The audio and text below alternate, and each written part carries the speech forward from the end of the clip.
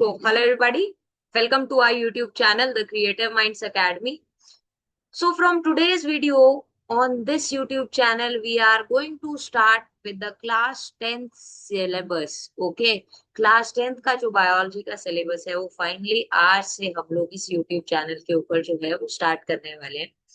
आप में से जो पहली बार हमारे YouTube चैनल पे आए हैं, ठीक है, या जिनको YouTube चैनल के बारे में नहीं पता या मेरे बारे में नहीं पता, सो माय नेम इज भूमिका Sharma. I am a biology educator and mostly I make videos on class 11th and 12th biology topics. ठीक है, तो क्लास 11th और 12th की बायोलॉजी टॉपिक्स की वीडियोस इस चैनल पे काफी सालों से आती रही हैं, बट 9th और 10th की वीडियोस जो है वो अर्लियर आपको नहीं देखने को मिलती थी।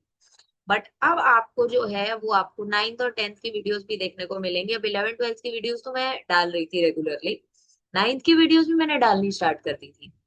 10th की वीडियोस किसी ना किसी प्रॉब्लम की वजह से या किसी ना किसी बहाने की वजह से जो वीडियो है वो आनी रह जाती थी। ठीक है, but now I am trying कि आपको जो वीडियोस है वो रेगुलरली मिले। ठीक है, एंड पहले हम इस यूट्यूब चैनल के ऊपर बायोलॉजी का पोर्शन कवर करेंगे, क्लास 10th का आपका, एंड उसके बाद हो सकता है 9th 10th का, सॉरी 10th क्लास का आपका जो फिजिक्स और केमिस्ट्री का पोर्शन है वो भी मैं आपको यहीं पर कवर करवा। ठीक है, सो आप बायोलॉजी के लिए तो चैनल के ऊपर कंप्लीटली रिलाई कर सकते हैं। एंड आपको ये जो नोट्स मिलेंगे इस लेक्चर के, ये आपको मिलेंगे टेलीग्राम चैनल से, विच will be more than enough for you.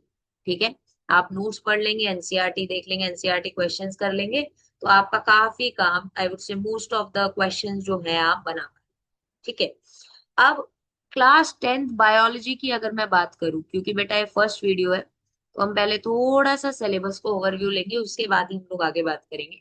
हाँ, डिटेल्ड सिलेबस डिस्कशन वीडियो इस यूट्यूब चैनल के ऊपर डाला हुआ है, तो आप में से अगर किसी ने नहीं देखा तो उसको जाके आप चेकआउट कर सकते हो।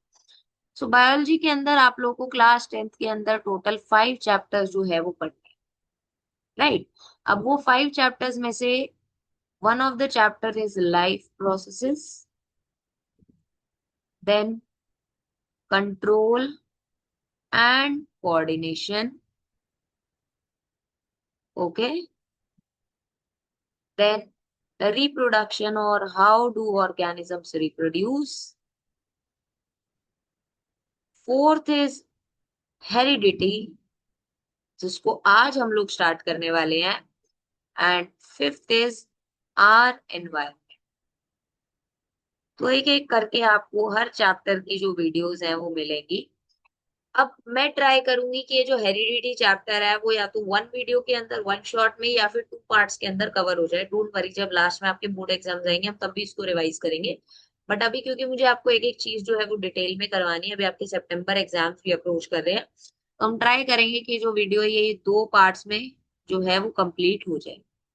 ठीक है, सो बिना किसी देरी के एक काम करते हैं, वीडियो को स्टार्ट कर लेते हैं। ठीक है, सबसे पहले बात करते हैं इंट्रोडक्शन की। अब बेटा चैप्टर का नाम क्या है? चैप्टर का नाम है हेरिडिटी।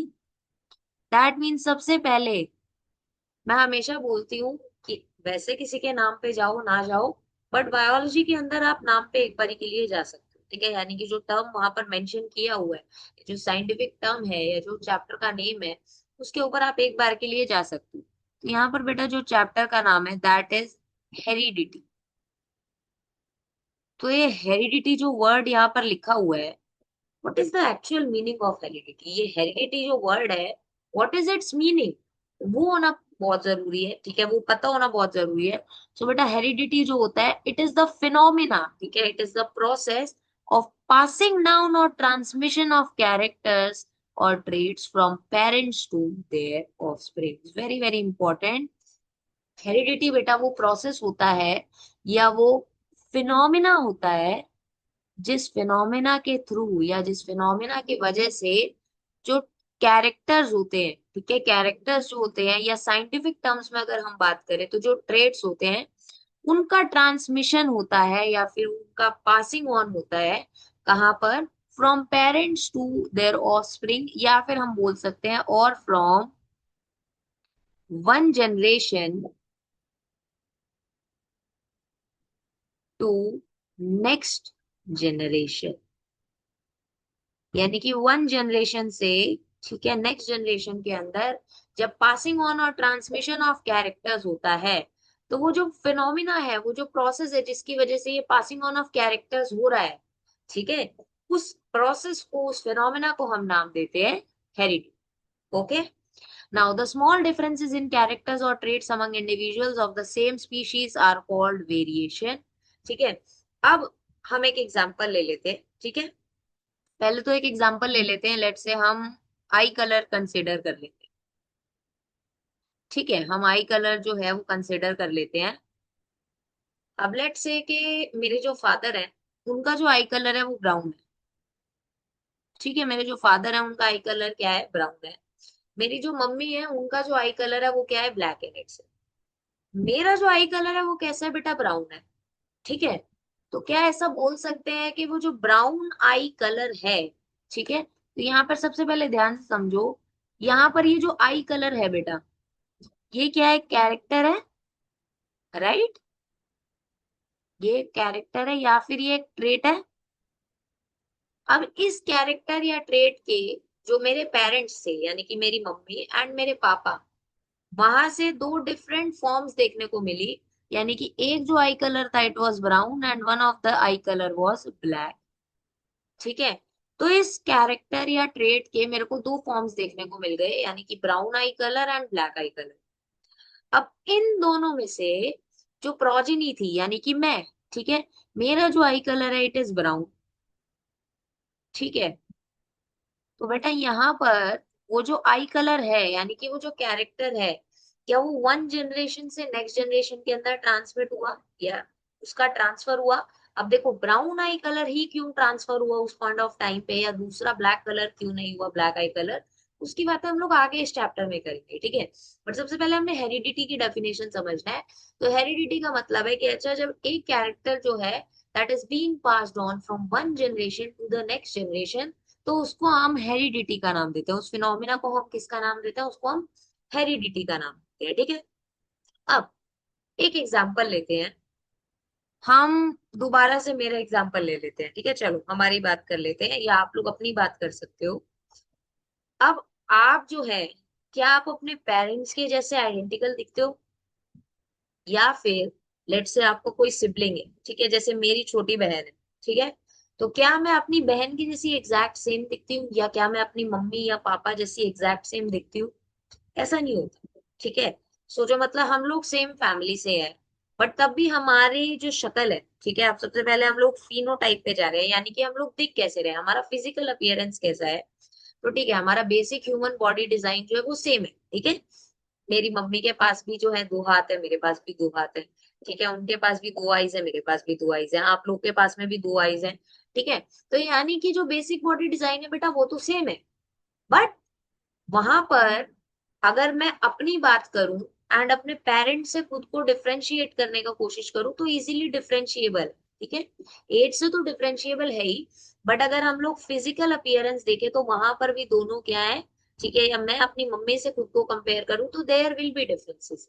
ठीक है, होता है ना कि कई बार बोला जाता है कि अच्छा, ये जो बच्चा है ये अपनी मम्मी के जैसा भी थोड़ा सा दिख रहा है, पापा के जैसा भी थोड़ा सा दिख रहा है। ठीक है, तो यानी कि बेटा वो जो सेम स्पीशीज है, ठीक है, अब ह्यूमन बींग्स जो होते हैं, आप और मैं, ठीक है, we are Homo sapiens, we are Homo sapiens.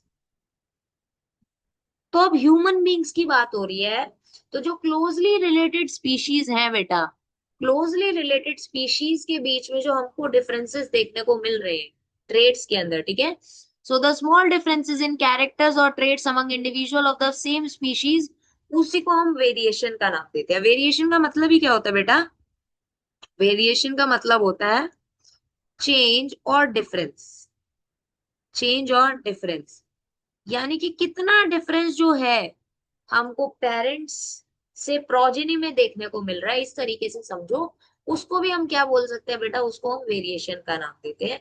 या जो क्लोजली रिलेटेड स्पीशीज है उनके बीच में कितना डिग्री ऑफ डिफरेंसेस है उसको हम वेरिएशन का नाम देते हैं। ठीक है, so the degree of differences in closely related species is known as variation. इसको हम किसका नाम देते हैं बेटा, वेरिएशन का नाम देते हैं।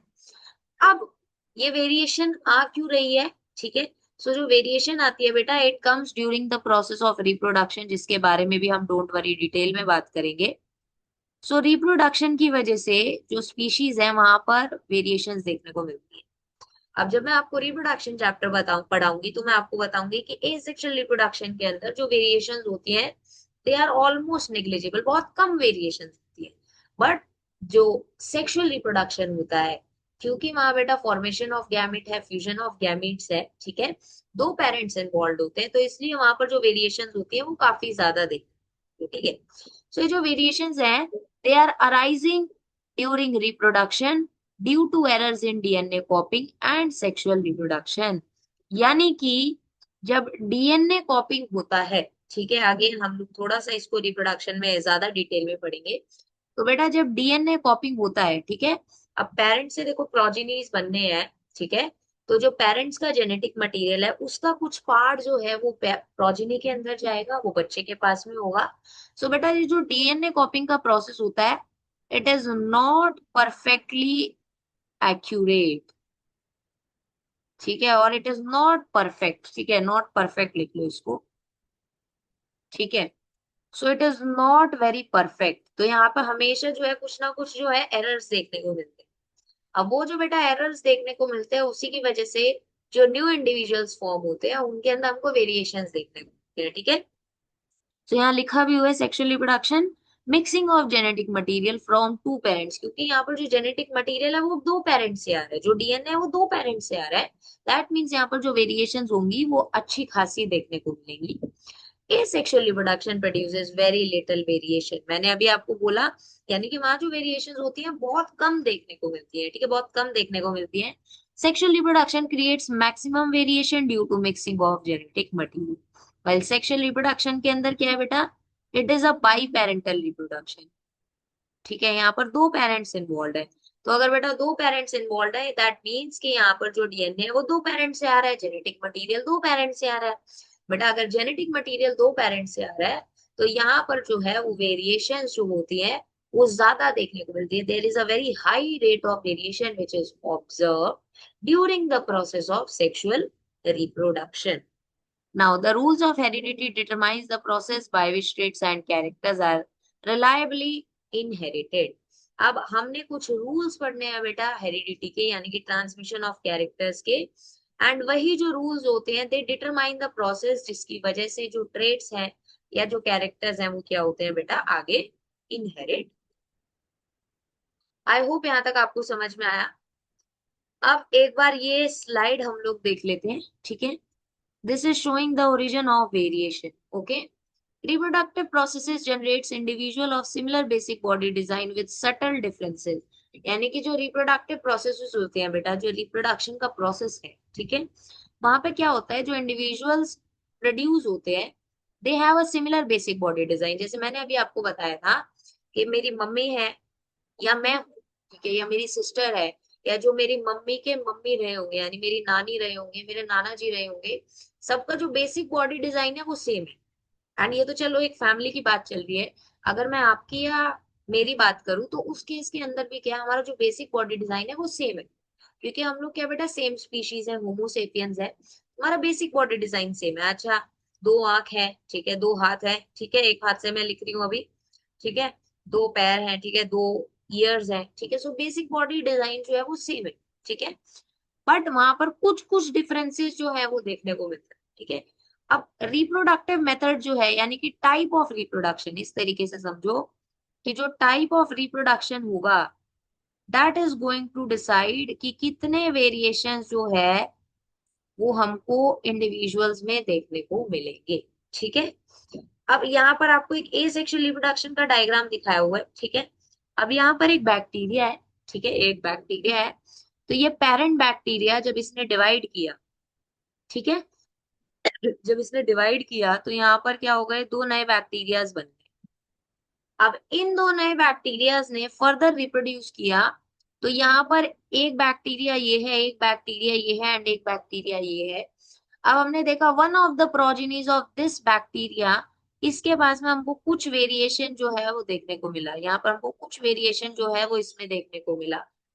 सिमिलरली ये वाला जो है, ठीक है, यहाँ पर भी हमको क्या देखने को मिला, यहाँ पे हमको देखने को मिला कि तीनों जो है, ठीक है, ये जो तीनों bacteria which have been produced here, तो यहाँ पर थोड़ा थोड़ा वेरिएशन जो है वो सब में देखने को मिला, minor variation was observe. So यह मैकेनिज्म जो होता है बेटा, it is small inaccuracies in DNA copying, ठीक है, यानी कि कुछ कुछ इनएक्यूरेसी जो है वो डीएनए कॉपिंग में होता है। सो जो रिजल्ट होता है that is very minor differences, जो डिफरेंसेस होते हैं वो बहुत माइनर होते हैं, and the organisms they are almost identical to the parents, ठीक है। तो जो ऑर्गेनिजम्स होते हैं वो क्या होते हैं, दे आर ऑलमोस्ट आइडेंटिकल, ठीक है, बहुत ही कम वेरिएशन उनके अंदर देखने को मिलते हैं। वाइल इन सेक्सुअल रिप्रोडक्शन, अब सेक्सुअल रिप्रोडक्शन में क्या हो रहा है, पेरेंट वन पेरेंट टू देखो डिफरेंट कलर से दिखाया हुआ है, एंड ये जो है ये इनका प्रोजिनी है, ठीक है, ये इनका क्या है बेटा, ये इनका प्रोजिनी है। तो इसके अंदर जो है कुछ कुछ वेरिएशन जो आए वो पेरेंट वन से आए, कुछ कुछ कैरेक्टर्स जो है वो वेरिएशन पेरेंट वन से है, कुछ कुछ कैरेक्टर्स जो है वो पेरेंट टू से है, ठीक है। तो यहाँ क्या है, there is a combination of two separate gene sets, ठीक है, एंड डीएनए कॉपिंग। तो यहाँ पर जो रिजल्ट होगा, there is a maximize diversity, there will be very high diversity which will be observe, and बहुत सारी वेरिएशन जो है वो अक्रॉस द पॉपुलेशन हमें देखने को मिले। Okay, okay, so I hope यहाँ तक आपको समझ में आया। अब देखो यहाँ पर ये एक इंपॉर्टेंट नोट लिखा हुआ है, if a trait A exists in 10% of an asexually reproducing population and trait B exists in 60%, trait B likely arose earlier and had more time to replicate. अब वो जो ट्रेट बी है बेटा, वो जो है वो पहले आया होगा, बिकॉज उसको जो है ज्यादा टाइम मिल गया रेप्लिकेट करने, वाइल जो 10% पॉपुलेशन में देखने को मिल रहा है, याद रखो यहाँ ए सेक्सुअली रिप्रोड्यूसिंग पॉपुलेशन की बात होगी, तो जो ट्रेट 10% ऑफ द पॉपुलेशन में देखने को मिल रहा है, वो जो ट्रेट है वो क्या आया होगा, वो लेटर अराइज हुआ होगा, ठीक है, उसका जो इवोल्यूशन हुआ होगा या वो जो उसका वहां पर अराइवल हुआ, ठीक है, वो जो ट्रेट अराइज किया जो अभी पॉपुलेशन है या लिमिटेड नंबर ऑफ पॉपुलेशन में है, दैट मीन्स वो जो ट्रेट है वो बाद में आया। ओके, आई होप यहाँ तक आपको समझ में आया। Now we have to talk about accumulation of variation during reproduction. यानी कि जब रिप्रोडक्शन हो रहा है तो वेरिएशन किस तरीके से अक्यूमुलेट हो रहा है, ठीक है। तो ये जो मैंने आपको बताया है यही हमने ये थोड़ा सा जो है वो यहाँ पर पढ़ना है, तो एक बार इसको देखते हैं। Inheritance from the previous generation provides both a common basic body design and subtle changes in it for the next generation. तो ये हमने ऊपर देख लिया कि प्रीवियस जनरेशन से जो इनहेरिटेंस है उसकी वजह से पहले तो क्या मिल रहा है, एक कॉमन बेसिक बॉडी डिजाइन मिल रहा है, एंड सटल चेंजेस यानी कुछ कुछ चेंजेस देखने को मिल रहे हैं for the next generation. Now when this new generation reproduces, the second generation will have differences that they inherit from the first generation as well as some newly created differences. अब क्या होगा बेटा, जब ये जो न्यू जनरेशन है जब ये रिप्रोड्यूस करेगी, तो जो सेकेंड जनरेशन बनी, ठीक है, अभी ये तो फर्स्ट जनरेशन थी, जब इसने रिप्रोड्यूस किया एंड वहां सेकेंड जनरेशन बनी, तो सेकेंड जनरेशन के अंदर कुछ ऐसे डिफरेंसेस होंगे जो उसने एक तो फर्स्ट जनरेशन से लिए, एंड कुछ जो डिफरेंसेस होंगे they will be newly created differences, यानी कि कुछ कुछ वेरिएशन या कुछ कुछ डिफरेंसेस उसके अंदर न्यूली क्रिएटेड में होंगे जो उसने लास्ट जनरेशन से जो है शायद इनहेरिट नहीं की। Example, if one bacterium divide and then the resultant two bacteria divide again, the four individual bacteria generated would be very similar. There would be only very minor differences between them generated due to small inaccuracies in DNA copying. यही दिखाया था बेटा, ये जो bacteria है parent bacteria, इससे divide किया further आगे रिप्रोड्यूस किया, तो वहां पे बहुत माइनर वेरिएशन है, ठीक है। However, if sexual reproduction is involved, even greater diversity will be generated, ठीक है। सो ये आपके लिए इंपॉर्टेंट है। ओके, ये सारा हमने देखो आप एक स्लाइड के अंदर कवर कर लिया, सोचो, ठीक है।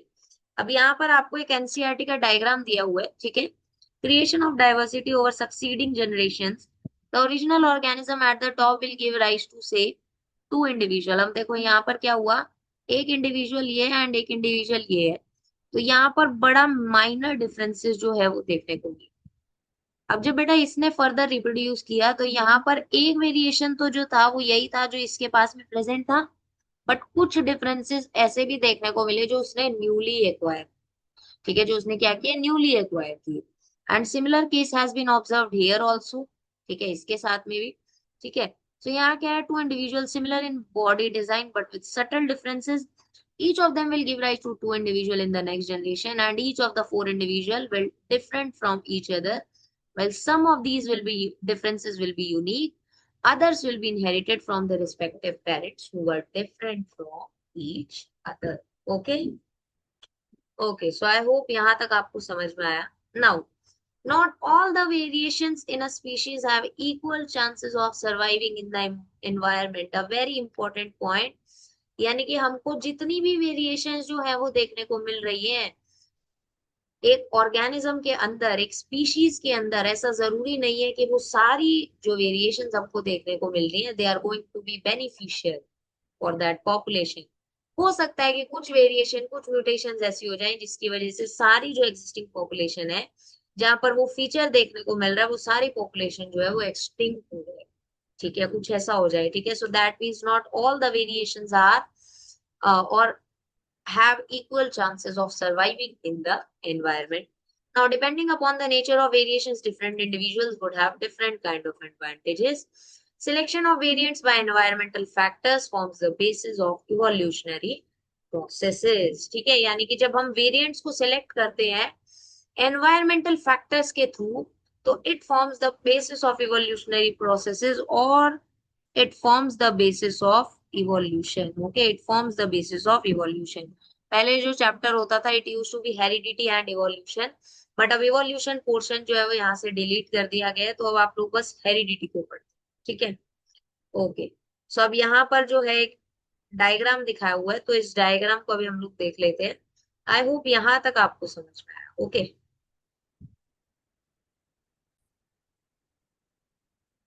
अब एक काम करते हैं, एक बार अब ये डायग्राम देखते हैं. Why variation matters, the survival advantage. ठीक है. अब देखो, मान लो ये एक बैक्टीरिया था. ठीक है, हमने एक बैक्टीरियल पॉपुलेशन ले ली. हमने क्या किया, एक बैक्टीरियल पॉपुलेशन ले ली. अब देखो इस बैक्टीरियल पॉपुलेशन के अंदर, ठीक है, कुछ वेरिएशंस जो है, ठीक है, कुछ डिफरेंसेस ऐसे देखने को मिले डीएनए के अंदर जहां पर कोई एक वेरिएंट ऐसा आ गया which was heat resistant. Resistant का मतलब होता है यानी कि वो उससे खुद को बचा सकता है. तो यहाँ पर एक जो वेरिएंट आया वो कैसा आ गया, हीट रेजिस्टेंट वेरिएंट आ गया. अब ये यहाँ पर एरो जो है वो थोड़ा गलत लगा हुआ, वो इधर आएगा. ठीक है, तो ये जो एक बैक्टीरिया आ गया it was heat resistant variant. अब मान लो कि विद टाइम क्या हुआ, जो टेम्परेचर है वो बढ़ गया. ठीक है, this was the base line. Step 2 यानी कि एनवायरमेंटल ट्रिगर. अब जो टेम्परेचर है it became very very high. Temperature जो है वो बहुत ज्यादा बढ़ गया. अब ये जो बैक्टीरिया था इसके अंदर डीएनए में कुछ ऐसे चेंजेस हुए जिसकी वजह से ये तो क्या बन गया, हीट रेजिस्टेंट बन गया. तो अगर बेटा ये हीट रेजिस्टेंट बन गया तो ये तो इतनी हीट वेव में सरवाइव कर पाएगा. बट ये जो बाकी के बैक्टीरिया हैं विच वर नॉट हीट रेजिस्टेंट, क्या ये यहाँ पर इनका डेथ हो जाएगा, क्या ये यहाँ पर सरवाइव कर पाएंगे? They are not going to be survive. ठीक है, ये सरवाइव नहीं कर पाएंगे. ठीक है. सो जो नेचुरल सिलेक्शन है, नेचुरल सिलेक्शन का जो प्रोसेस है it is going to favour the bacteria which is heat resistant. यानी कि जो बैक्टीरिया यहाँ पर टिक पाया, लड़ पाया, वो क्या कर जाएगा, सरवाइव कर जाएगा. एंड जो बाकी के जो बैक्टीरिया है उसका जो पॉपुलेशन है बेटा that is going to wipe out. वो जो पॉपुलेशन है वो क्या हो जाएगा, खत्म हो जाएगा. सो ये यहाँ पर लिखा हुआ, not all variations have equal survival chances and environmental factors select for beneficial variants forming the basis for evolutionary processes. Okay, I hope यहाँ तक आपको समझ में आया. Now importance of variation. ठीक है, अब हो सकता है आप लोग को लग रहा हो कि थोड़ा स्लो चल रहा है, एक एक चीज ऐसे डिटेल में आ रही है, बट डिटेल में आएगी तभी आप लोगों को मजा आएगा, तभी हम लोग आगे जाके थोड़ा सा स्पीड पकड़ पाएंगे. अगर मैं एकदम से आप लोग के लिए फास्ट कर दूंगी, क्योंकि बेटा हम वन शॉट अभी इसको ऐसे नहीं कर रहे हैं कि आपका पेपर जो है वो कल ही होने वाला है. ठीक है, तो I just want everything to be covered in detail. Okay. So now importance of variation. Variation provide differences among individuals of the same species. यानी कि मैंने ऊपर आपको वेरिएशन की डेफिनेशन में भी बताया कि the minor differences which are observed in the individuals of same species. ठीक है, तो उसी को हम वेरिएशन का नाम देंगे. ठीक है, तो ये किस में हेल्प करता है, they help the organism to adapt to changing environmental conditions. Some variations offer a survival advantage. Example, resistant to disease, ability to survive in extreme condition. उसी का एक एग्जाम्पल यहाँ पे ले लिया. It ensures the continuity of species by enabling some individuals to survive even if others perish. Very very important. ऊपर एक slide से समझ में आ गया हमें कि यहाँ पर कंटिन्यूटी ऑफ स्पीशीज कैसे इंश्योर हो रही है कि अगर कुछ इंडिविजुअल्स जो है they are able to survive, ठीक है, यानी कि अगर बाकी का पॉपुलेशन जो है वो खत्म भी हो गया and one of them or some individuals of them are able to survive, तो वो वहां पर क्या कर सकते हैं, they are going to help in the continuity of species, क्योंकि फर्दर जब वो रिप्रोड्यूस करेंगे तो वो वहां पर कुछ हीट रेजिस्टेंट बैक्टीरिया जो है वो प्रोड्यूस करेंगे which are obviously going to be better than the bacteria which were not able to cope up with the extreme heat conditions. Okay okay, so I hope यहाँ तक आपको समझ में आया. सो ये हमने जो है वो बेसिक बेसिक बातें जो है इस चैप्टर के अंदर कर, ठीक है. अब कुछ टर्मिनोलॉजीज और कुछ डिफरेंसेस की हमने बात करनी है. उसके बाद में जो मेंडल साहब के एक्सपेरिमेंट्स है उनको हम कल डिस्कस करेंगे, ठीक है, मतलब नेक्स्ट लेक्चर में डिस्कस करेंगे, ठीक है. सबसे पहले हमने जो बात करनी है that is about traits. Okay, that is about traits. Okay, so traits क्या होते हैं बेटा? द कैरेक्टरिस्टिक्स और observable features of an organism such as height, eye colour और shape of seed which are inherited from parents through genes. यानी कि बेटा वो कैरेक्टरिस्टिक्स या वो ऑब्जर्वेबल फीचर्स किसी ऑर्गेनिज्म के जो इनहेरिट करता है from its parents with the help of genes, ठीक है, उनको हम क्या बोलते हैं? उन कैरेक्टरिस्टिक्स को हम बायोलॉजी में या साइंटिफिक टर्मिनोलॉजी जो उसके लिए होती है दैट इज ट्रेट्स, ठीक है. तो ट्रेट्स और कैरेक्टर्स जो होता है वो सेम होता है, ठीक है.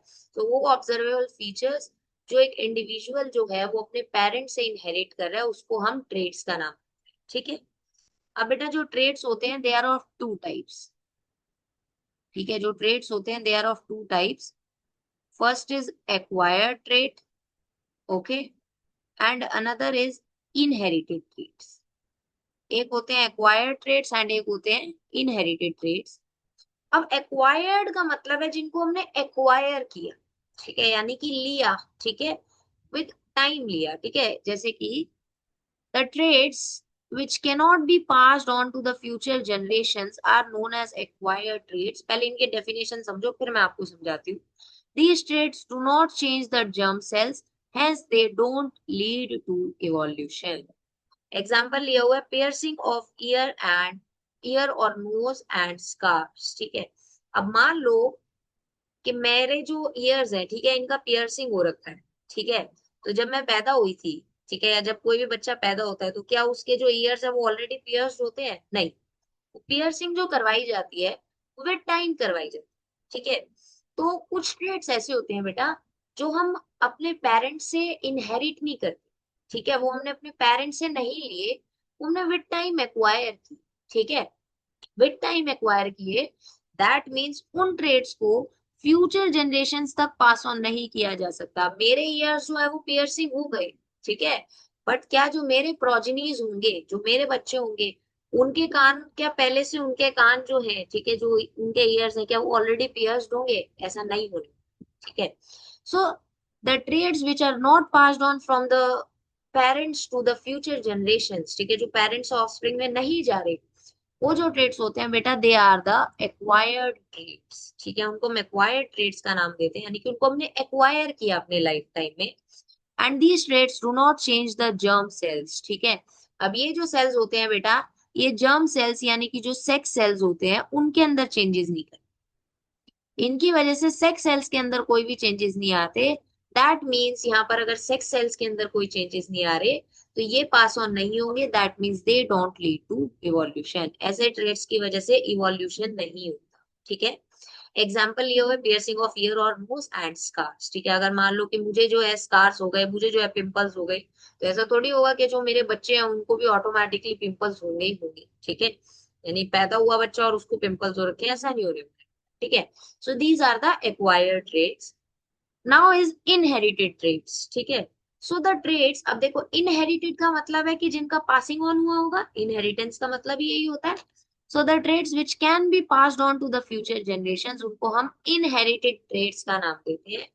And they are responsible for causing changes in the germ cells, hence they may lead to evolution. Example is skin color and eye color.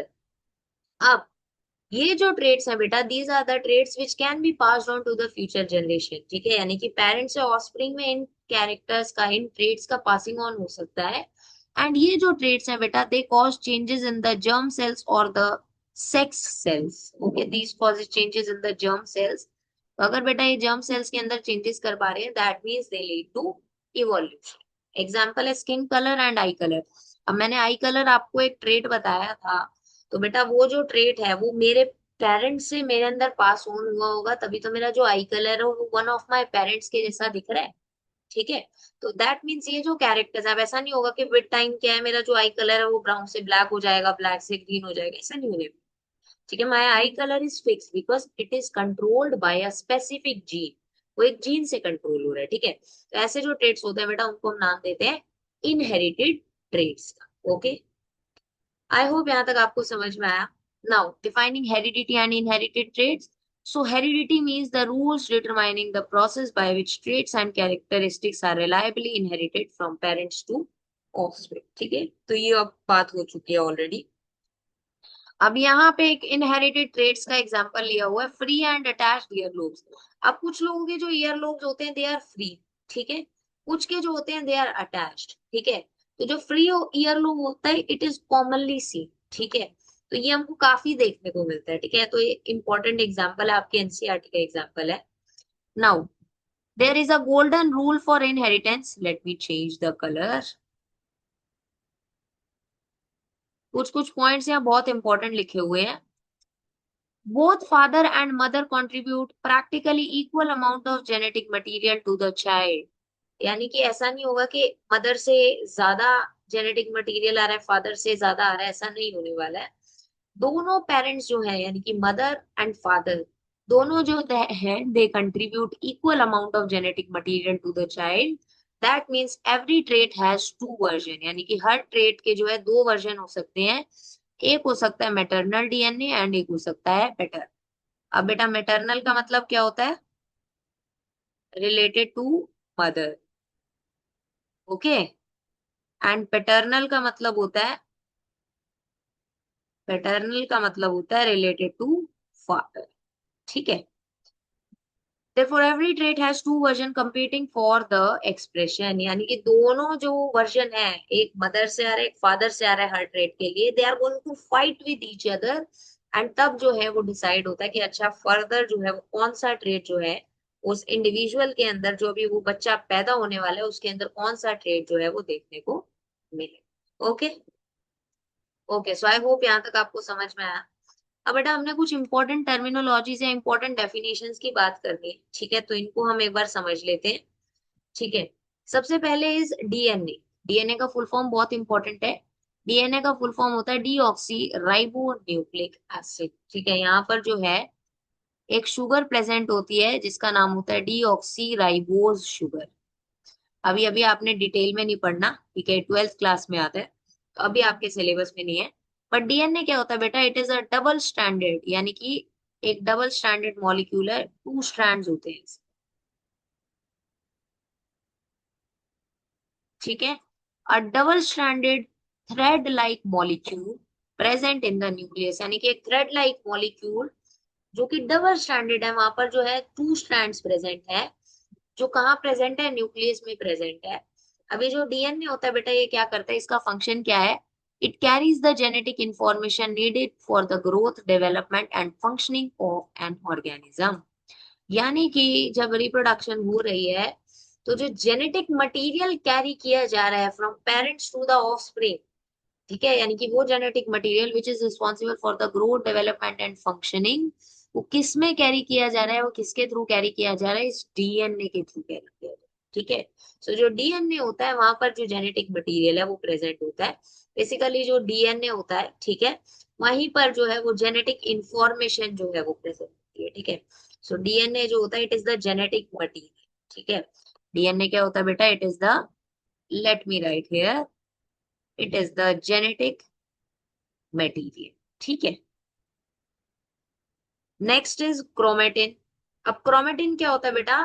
Chromatin is a combination of DNA and proteins, जो कहां पर मिलता है, which is found in the nucleus. ठीक है, यानी कि वो combination of DNA and proteins जो न्यूक्लियस के अंदर मिल रहा है उसको हम क्रोमेटिन का नाम देते हैं।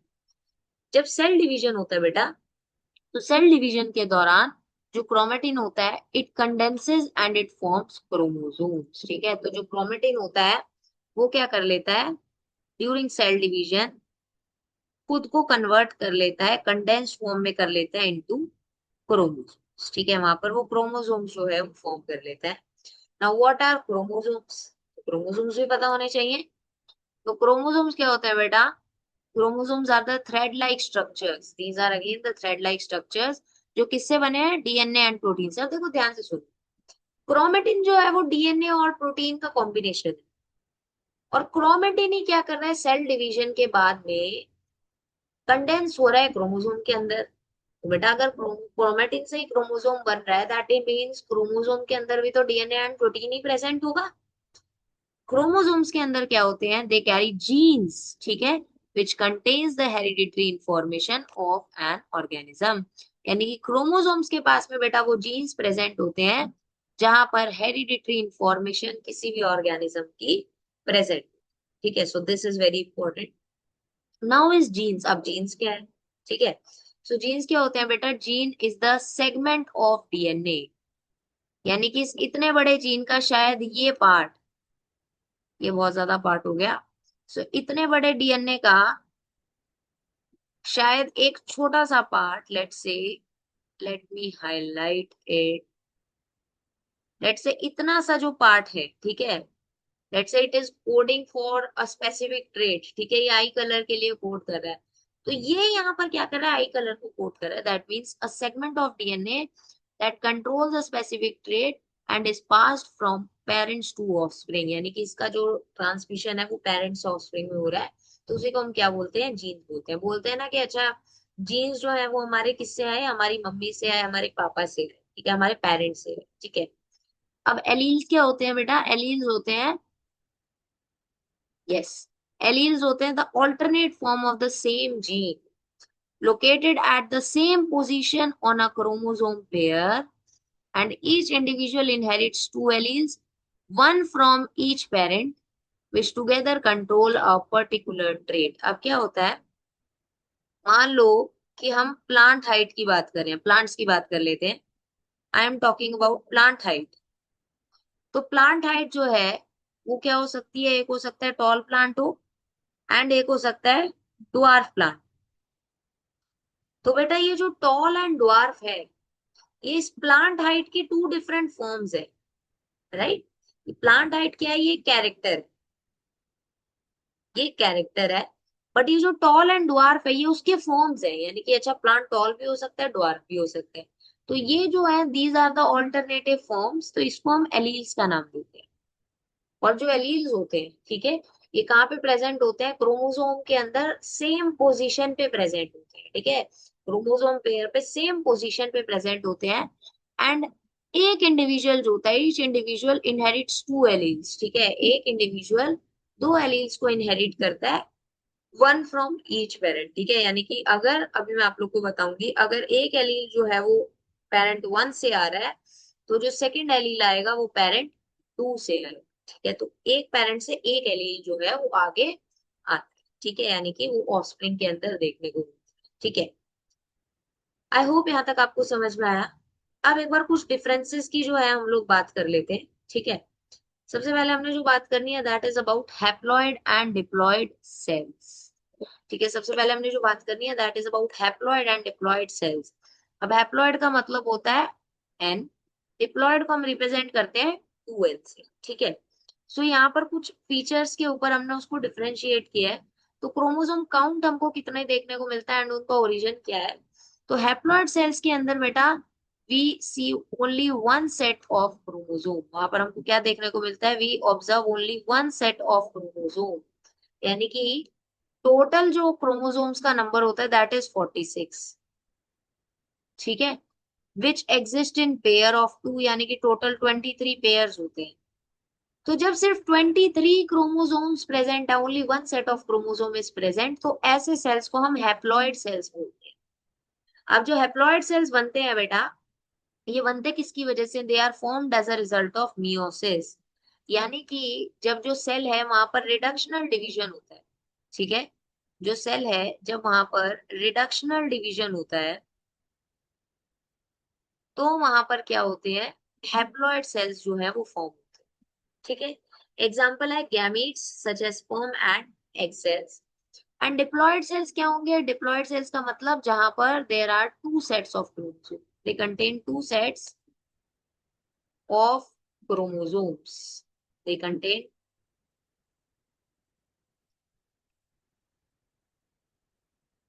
two sets of chromosome. कोई बात नहीं, ऐसे ही करने देते हैं.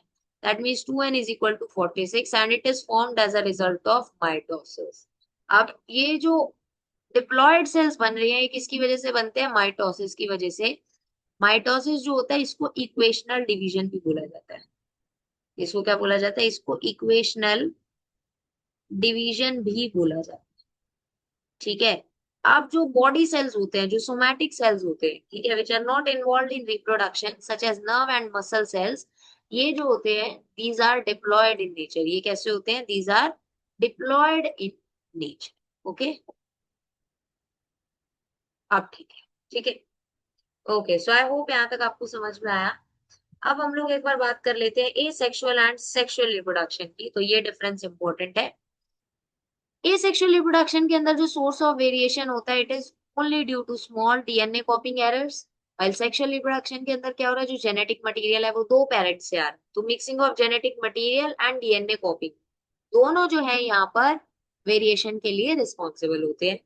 अमाउंट ऑफ वेरिएशन एसेक्सुअल के अंदर there is a very little amount of variation, while in sexual reproduction there is high variation, ठीक है, high degree of variation.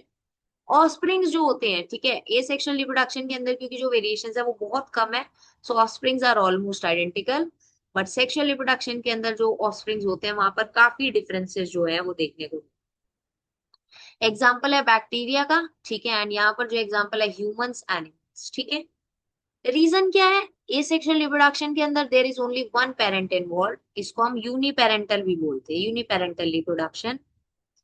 While in sexual reproduction, there are two parents involved. That means it is biparental reproduction. ठीक है, they contribute different genes. ठीक है, result क्या? अब यहाँ पर पॉपुलेशन में डाइवर्सिटी कम देखने को मिलेगी, बट जो सेक्सुअल रिप्रोडक्शन है वहां पर जो डाइवर्सिटी देखने को मिलती है वो हाई देखने को। अब सर्वाइवल क्या है? Survival of variation. So do all variation survive equally? No, ठीक है, different variations have different chances of survival, but sexual reproduction के अंदर variations provide better adaptability in changing environment. तो बेटर एडेप्टेबिलिटी चेंजिंग एनवायरनमेंट के साथ में जो है वो इंडिविजुअल्स को देखने को मिलती है, ठीक है। आई होप यहाँ तक आपको समझ में आया। अब हम लोग एक बार बात कर लेते हैं एक्वायर्ड वर्सेस इनहेरिटेड ट्रेट्स, यानी एक्वायर्ड और इनहेरिटेड ट्रेट्स में क्या डिफरेंस है। अब एक बार तो हमने इसको देख लिया, तो यहाँ पर जो सेल्यूलर इफेक्ट है ये जर्म सेल्स को चेंज नहीं करता, इनहेरिटेड ट्रेट्स जो है वो जर्म सेल्स को चेंज करते हैं। अब अगर ये जर्म सेल्स को इफेक्ट नहीं कर रहा, दैट मीन्स इसका जो इनहेरिटेंस है it is not to the future generation, it is not going to be passed on to the future generation, but जो इनहेरिटेड ट्रेट्स है they can be passed on to the progenies. अब evolution में इसका क्या role है? Acquired traits का कोई role नहीं है, ठीक है, but inherited traits they may lead to evolution and here are the examples, ठीक है। तो ये हम ऑलरेडी बात कर चुके, ठीक है। अब आई थिंक इतना आज के लेक्चर के लिए बहुत है, ठीक है। नेक्स्ट जो लेक्चर आएगा उसमें हम लोग जेनेटिक्स से स्टार्ट करने वाले हैं, जेनेटिक्स को पढ़ेंगे, ये जो डिफरेंसेस हैं इनको पढ़ेंगे एंड मेंडल्स हाइब्रिडाइजेशन एक्सपेरिमेंट्स की बात लोग, ठीक है। सो आई होप यहाँ तक आपको समझ में आया। हम लोग जितनी भी चीजें करेंगे बेटा डिटेल में करेंगे, ठीक है, मुझे चैप्टर को रश नहीं करना है। I want each and every concept to be clear, ठीक है। सो चाहे 2 से 3 वीडियोस हो जाए, आई डोंट बॉदर, मुझे उससे फर्क नहीं पड़ता, but things should be clear. Okay, so that's all for this video. अगर आपको ये वीडियो अच्छी लगी है then please like the video. अगर आपको कोई भी डाउट्स रह गए then please post your doubts in the comment section. Please share the video with your friends and अगर आपने अभी तक हमारे YouTube चैनल को नहीं सब्सक्राइब किया, you are new to our YouTube channel, then please do support us by subscribing to our YouTube channel. We'll meet you with the next interesting part of this chapter. Till then, keep learning.